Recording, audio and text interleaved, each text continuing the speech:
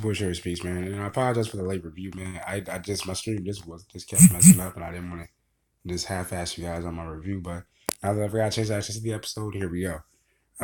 Black Lightning, season 2, episode 9, The Gift of the Magi. This is this mid-season finale, and I actually enjoyed this episode, man. We got introduced to a new couple new characters. We see the love that Jennifer has, for Khalil, even though he's dying, as he's dying, and we just see just how desperate, the Pierce family is to find Jennifer, sure she's safe.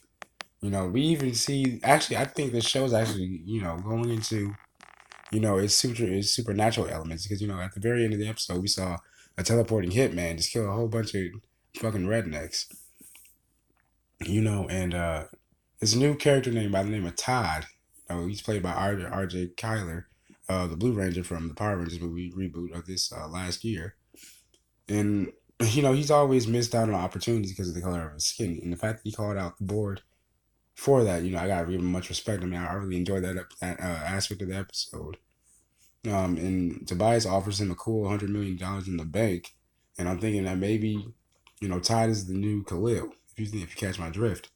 Another thing I want to just talk about, man, is we've always seen Jennifer, struggle with wanting to be normal or have her superpowers. And in this episode, man, we saw her finally, use her powers, to inflict pain onto Cutter. Because remember, she left Khalil in the cabin, to go find some antidote or something to help Khalil. Because, he's basically on death's door, right? And so she finds, Jennifer and Cutter bump into each other. And she pretty much just inflicts pain onto Cutter until she can find her, some antidote for the poison for Khalil. But the thing is, Cutter is very shifty about it.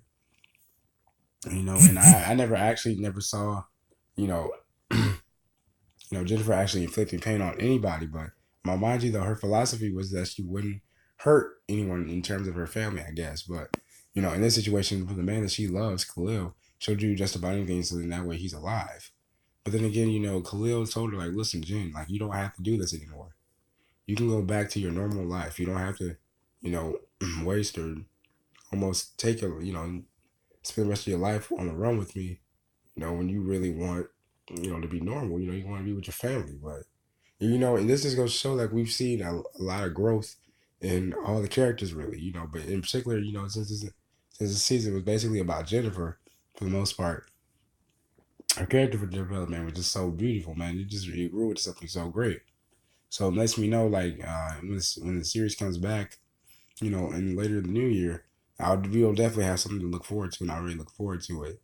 For the most part, we saw Lynn go to Khalil's mother's place. We take Khalil's mother, gave us a bit of a new information. I didn't know that Khalil had a brother, an older brother, but he was killed when he was 15 because he was with the 100. And so Lynn asks his mother, like, well, what about his father? And for the most part, Khalil's mother just bashed his father. But, it gave, even though I really didn't like the fact that they just kept Lynn out of the loop, she had just rolled with Gamby, Jefferson and Vanessa. But this gave, I understand why they did this. This gave Lynn something more to do than just to sit around in the house, and just trash her daughter's room, out of emotional distress because, we saw in the very beginning, sorry. If we saw in the very beginning of the episode, Lynn called Jefferson frantically as they're searching for Jennifer. They find like a little blood splatter. She just frantically hangs up, and that's when we see her go to Khalil's place, mother's place.